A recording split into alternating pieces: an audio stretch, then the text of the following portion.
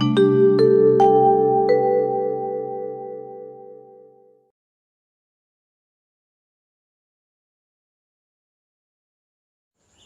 Morning students. पिछले video में आपने ध्वनि के अध्ययन के अंतर्गत ध्वनि के वर्गीकरण के बारे में पढ़ा।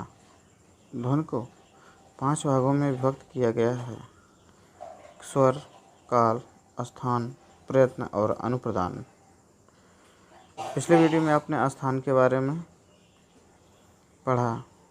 आज हम प्रयत्न के बारे में अध्ययन करेंगे। मुख का पार जिससे वर्णों का उच्चारण होता है, उच्चारण के लिए कृत को प्रयत्न कहा जाता है। डॉक्टर भोलानाथ तिवारी के शब्दों में ध्वनियों के उच्चारण के लिए हवा को रोककर या अन्य कई प्रकारों से विकृत करना पड़ता है। इसी क्रिया को प्रयत्न कहते हैं। हर ध्वनि के लिए कोई न कोई प्रयत्न करना पड़ता है।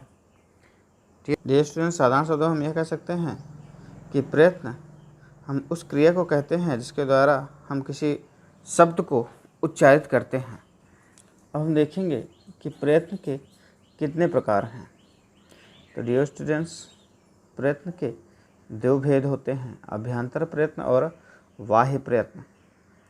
अभ्यंतर प्रयत्न वर्णों का उच्चारण करते समय जो भीतरी या वर्णोच्चारण से प्रयत्न करना पड़ता है वह अभ्यंतर प्रयत्न कहलाता है। इसके 4 भेद होते हैं: विवृत, संवृत, ईषद विवृत, ईषत स्पृष्ट। पहला, विवृत के अंतर्गत सभी स्वर अ, आ, ई, उ, री, ए, ओ, औ आते हैं।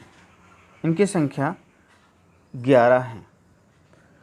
स्पृष्ट के अंतर्गत का से माँ तक का वर्ग, चा वर्ग, टा वर्ग, ता वर्ग, पा वर्ग के वर्ण शामिल किए गए हैं। इनकी संख्या 25 है। डियर स्टूडेंट्स, आपने देखा भी होगा कि आपने जब व्यंजन पढ़ा था तो स्पर्श व्यंजन की संख्या भी 25 थी, जो का से लेकर मा तक थी।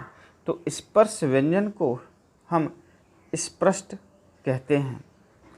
तीसरा है ईषद विवृत।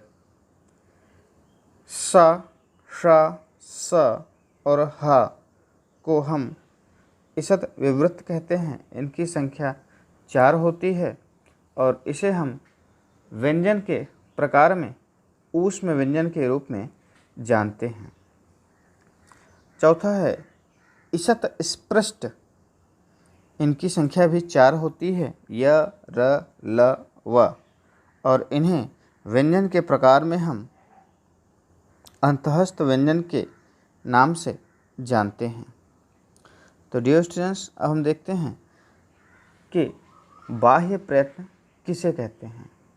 वर्णों का उच्चारण करते हुए अंत में किए गए प्रयत्न को बाह्य प्रयत्न कहते हैं।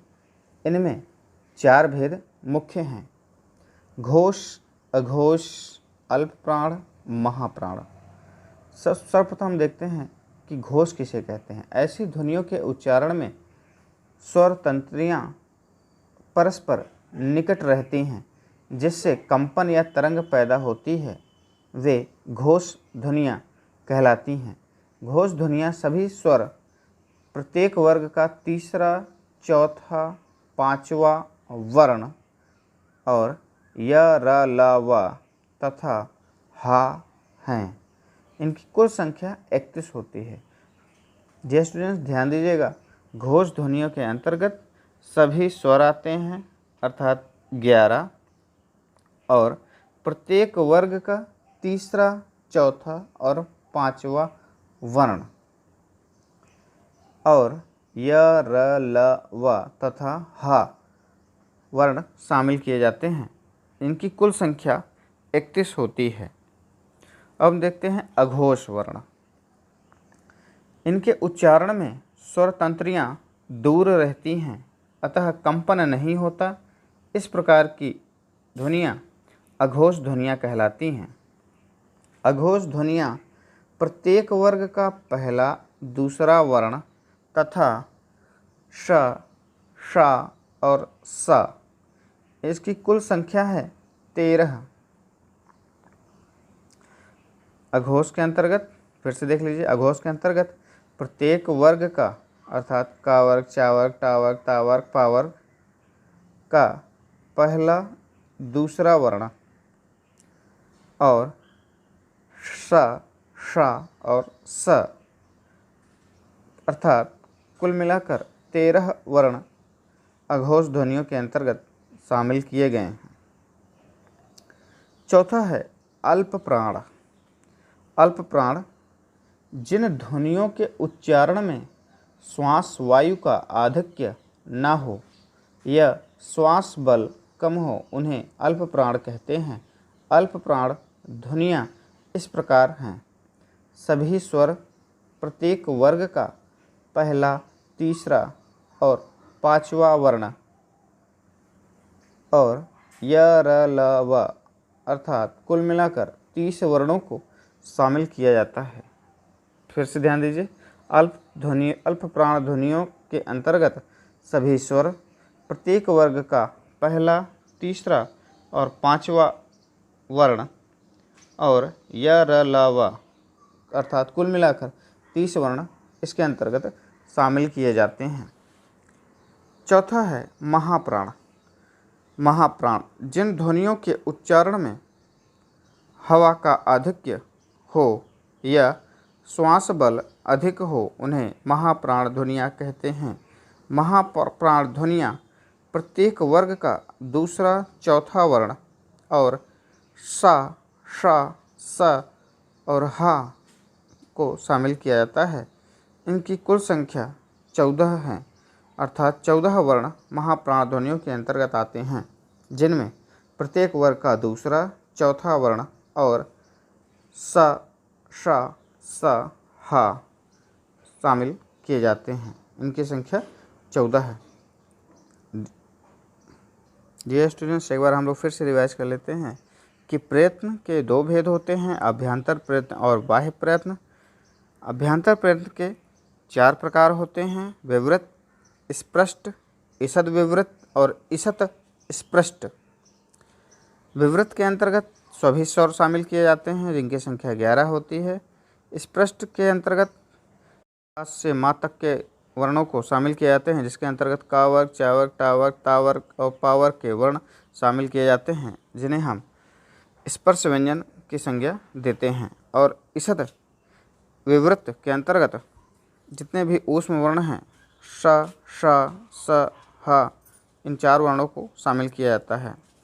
चौथा है ईषत स्पृष्ट। ईषत स्पृष्ट के अंतर्गत अंतःस्थ व्यंजन के वर्णों को शामिल किया जाता है, जिनकी संख्या 4 है: य, र, ल, व। अब बारी आती है बाह्य प्रयत्न के भेदों की। बाह्य प्रयत्न के 4 भेद होते हैं: घोष, अघोष, अल्प प्राण, महाप्राण। के अंतर्गत प्रत्येक वर्ग का 3, 4, 5 वर्ण और य, र, ल, व तथा ह को शामिल किए जाते हैं। इनकी कुल संख्या 31 है। याद करने के लिए आप ऐसे भी देख सकते हैं कि प्रत्येक वर्ग का 3, 4, 5 वर्ण अर्थात 345 और अंतःस्थ व्यंजन य, र, ल, व तथा ह को शामिल किए जाते हैं। अघोष के अंतर्गत प्रत्येक वर्ग का पहला, दूसरा वर्ण तथा श, श और स को शामिल किए जाते हैं। कुल संख्या 13 हो जाती हैं। तो अघोष के अंतर्गत हम प्रत्येक वर्ग के पहले और दूसरे वर्ण को शामिल करते हैं तथा तीनों प्रकार के जो सा होते हैं उनको भी शामिल कर लेते हैं। इस तरह हम देखते हैं कि इसकी संख्या 13 हो जाती है। अल्प प्राण के अंतर्गत हम सभी स्वरों को तथा प्रत्येक वर्ग के पहले, तीसरे और पाँचवें अर्थात 1, 3, 5 वर्णों को शामिल करते हैं और अंतःस्थ व्यंजन के वर्णों को भी शामिल कर लेते हैं। य, र, ल, व अर्थात कह सकते हैं कि अल्प प्राण 135 य, र, ल, व। याद करने के लिए शॉर्ट में आप ऐसे भी याद कर सकते हैं कि सभी स्वर और 135 य, र, ल, व अल्प प्राण के अंतर्गत शामिल किए जाते हैं। महाप्राण के अंतर्गत प्रत्येक वर्ग का दूसरा चौथा वर्ण और ऊष्म व्यंजन के वर्ण अर्थात स, श, स, ह को शामिल किए जाते हैं। इस प्रकार इनकी संख्या 14 हो जाती है। तो याद करने के लिए आप ऐसे भी कर सकते हैं कि महाप्राण ध्वनियों के अंतर्गत 24 अर्थात दूसरा और चौथा वर्ण तथा ऊष्म व्यंजन आते हैं, जिनकी कुल संख्या 14 होती है। ये थी जानकारी प्रयत्न के संबंध में। प्रयत्न से संबंधित किसी भी प्रश्न के लिए आप व्हाट्सएप ग्रुप के माध्यम से अपने प्रश्नों को पूछ सकते हैं। धन्यवाद।